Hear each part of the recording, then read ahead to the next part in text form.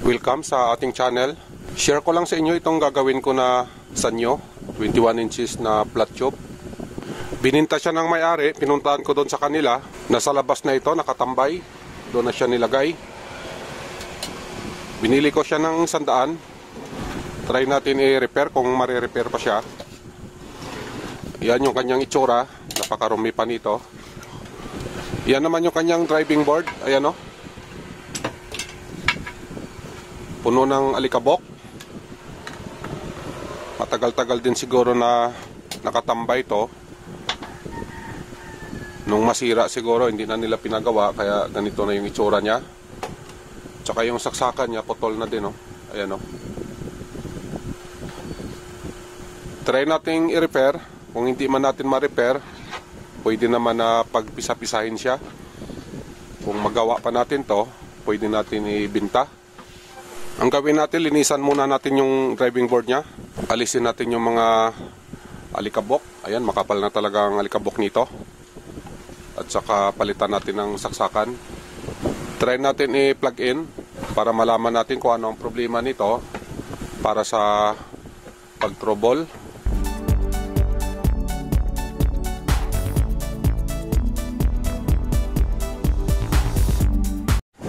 Nalinisan na natin, medyo maaliwalas na siya tingnan.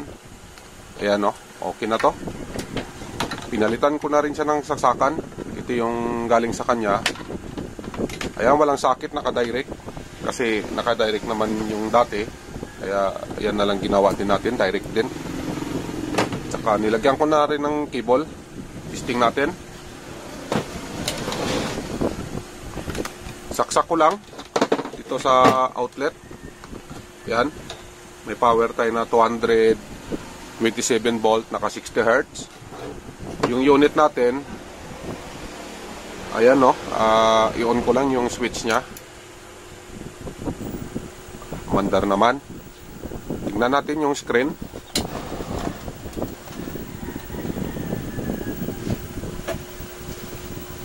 Yan yung kanyang kinalabasan.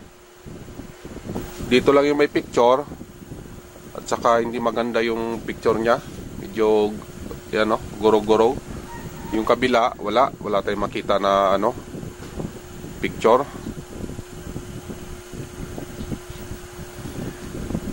Try ko muna i-trouble. Update ko na lang kayo. Naglagay ako ng jumper, itong wire na kulay puti, yan, no. Kasi nga may nakita kong putol dito sa line, yung isang line niya putol. Focus ko lang. Ito yung line na nilagyan ko ng jumper. Putol siya dito na porsyon. Kaya naglagay tayo ng jumper. Ito namang pangalawang line at saka itong isa, wala namang koneksyon, blanco siya. Itong pangalawa, ayan, oh. Pumunta siya dito. Ayan, putol. Ayan, oh, yung dulo niya. At saka itong last naman na line, ayan, oh, itong line na to, putol din naman to. Hanggang dito lang siya, oh. Ayan. Bali, ang gumagana na linya, ito lang, itong nasa itaas. Ito ang putol. Kaya ang ginawa natin, naglagay tayo ng jumper para ma-reconnect natin itong putol niya. Nagpalitin ako ng kapasitor. Ang value nito 1,000. Ayan, o, 25 volt.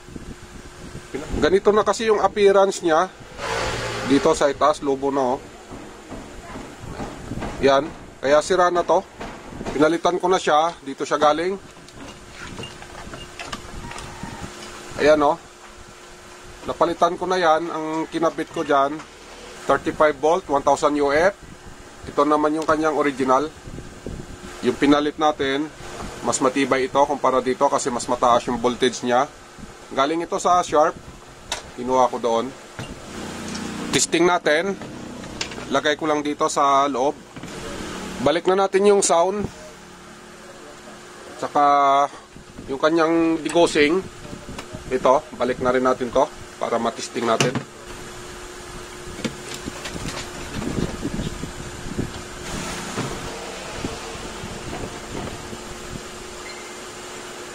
Iharap ko lang. Saksak ko lang dito. Power natin. Ayan, dito tayo sa kanyang power switch. On lang natin to. Naka-on na pala. Ulitin ko lang. Ayan yung kanyang indicator light. Ayan o, lumabas na yung picture. Ayan yung kinalabasan. Kasi kanina dito lang yung picture niya, tsaka hindi pa maganda. Ngayon buo na siya, ayan o. Adjust natin yung focus niya, ayan o, makapal masyado. Ayan yung display, makapal. At saka blurred siya tingnan. Ayan o, blurred yung kanyang mino. Yung display blurred. Ayan. Adjust natin yung focus. Pihitin ko lang. Dito lang tayo kuha ng base sa display ng volume. Dito tayo mag-a-adjust ng focus. Ito yung pagbabasihan natin. Ayan o. Ayan, maganda na. Ayan, okay na. Okay na yung focus niya. Tsaka yung display niya, okay na rin. Turo ko lang kung ano yung pinipihit ko na focus. Pakita ko sa inyo para kung wala pa kayong idea, para malaman nyo. Bali, ito yung focus niya, yung itaas na, ayan o, ayan ang focus. Yan yung pinihit ko para ma-adjust natin yung focus niya, yung blurred niya. Ito lang yon. Pipihitin nyo lang pakanan or pakaliwa. Ang sa baba naman yung adjustment ng kanyang brightness o liwanag. Pag halimbawa na madilim-dilim yung picture, pwede kayo mag-adjust dito. Dagdagan yung liwanag niya, o di kaya kung sumubra man, pwede naman bawasan. Matama nyo yung kanyang liwanag dito sa flyback. Flyback ang tawag dito. Dito kayo magpipihit kung mag-a-adjust kayo ng focus or mag-a-adjust ng screen. Yung screen sa baba, yung focus sa itaas.